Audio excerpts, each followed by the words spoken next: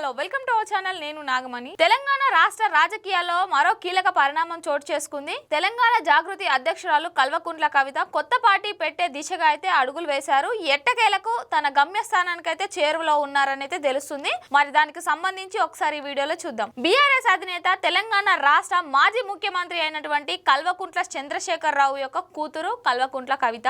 ఆమె కొత్త రాజకీయ పార్టీ పెట్టడానికైతే సిద్ధమయ్యారు అన్న వార్తలు అయితే రాజకీయాల్లో ఒక హాట్ టాపిక్ గా మారాయి.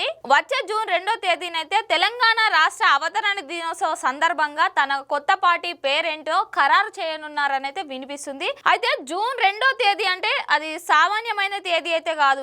ఎంతో మంది అమరవీరుల బలిదానాల ఫలితమే జూన్ 2వ తేదీ. తెలంగాణ అవతరణ దినోత్సవం తెలంగాణ ఒక ప్రత్యేక రాష్ట్రంగా ఏర్పడిన రోజు. తెలంగాణ సెంటిమెంట్, తెలంగాణ ఆత్మగౌరవం, తెలంగాణ ఉద్యమ గుర్తుగా జూన్ 2వ తేదీనైతే ఈ కల్వకుంట్ల కవిత కొత్త పార్టీ పెట్టడానికి అయితే నిర్ణయించుకున్నారన్న వార్తలు అయితే వినిపిస్తుంది. జూన్ 2వ తేదీ అంటే అది యాదృచ్ఛికమైన విషయం అయితే కాదు. కవిత యొక్క రాజకీయ భవిష్యత్ ఏ విధంగా ప్రారంభమైందంటే తెలంగాణ ఉద్యమ సమయం నుంచి ఆమె మొన్నటి వరకు బీఆర్ఎస్ పార్టీలోనే తన రాజకీయ జీవితం అయితే గడిపారు. కానీ కొన్ని కారణాల వల్ల, కొన్ని వ్యక్తిగత కారణాలు లేకపోతే పార్టీకి సంబంధించిన కారణాలు, కొన్ని విభేదాలు వచ్చిన నేపథ్యంలో ఆమె పార్టీ కార్యకలాపాలకు దూరం ఉండడం, పార్టీకి సంబంధించిన కార్యకలాపాల్లో పాల్గొనకపోవడం, ఇవన్నీ జరిగిన తర్వాత చివరికి పార్టీ నుండి కూడా సస్పెండ్ చేయడం అనేది జరిగింది. మరి పార్టీ నుండి సస్పెండ్ చేసిన తర్వాత కవిత బయటకు వచ్చి కొత్త రాజకీయ పార్టీ అయితే పెట్టడానికి సిద్ధమయ్యారు. పార్టీ పెట్టడానికి కూడా కొన్ని కీలక అంశాలను తీసుకోవడం అయితే జరిగింది. తెలంగాణ ఆత్మగౌరవం, సామాజిక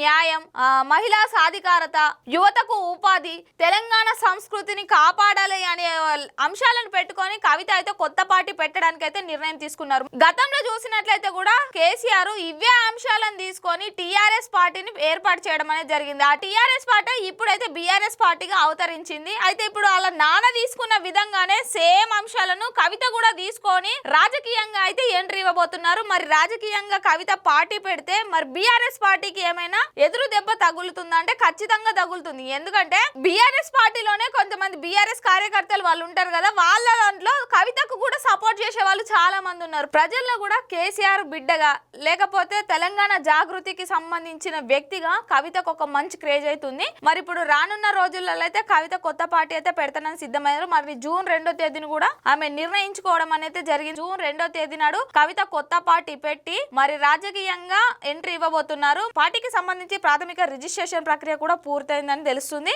ఇప్పటికే కవిత పార్టీకి సంబంధించి పార్టీలో ఎలాంటి నిర్ణయాలు తీసుకోవాలి, మరి పార్టీ యొక్క వ్యూహాలు, రాజకీయ రచనలు ఏ విధంగా ఉండాలని కొంతమంది సీనియర్ నేతలను, న్యాయవాదులను, కీలక నేతలను కూడా సంప్రదించడం జరిగింది. వాటన్నింటిని పరిగణనలోకి తీసుకొని పార్టీ పెట్టడానికి అయితే నిర్ణయం తీసుకున్నారనేది తెలుస్తుంది. మరి చూడాలి కవిత కొత్త పార్టీ పెడితే మరి బీఆర్ఎస్ కి ఎంత ఎఫెక్ట్ చూపిస్తుంది, లేకపోతే మిగతా పార్టీల పైన ఏమైనా ప్రభావం చూపగలుగుతుందా, మరి తెలంగాణ రాష్ట్రంలో ఒక కొత్త పార్టీగా కవిత కూడా రాజకీయ పార్టీని నిలుపుకోగలుగుతుందా, ఆ పార్టీకి తెలంగాణలో మరి స్థానం ఉంటుందా లేదా అనేది అయితే వేచి చూడాలి.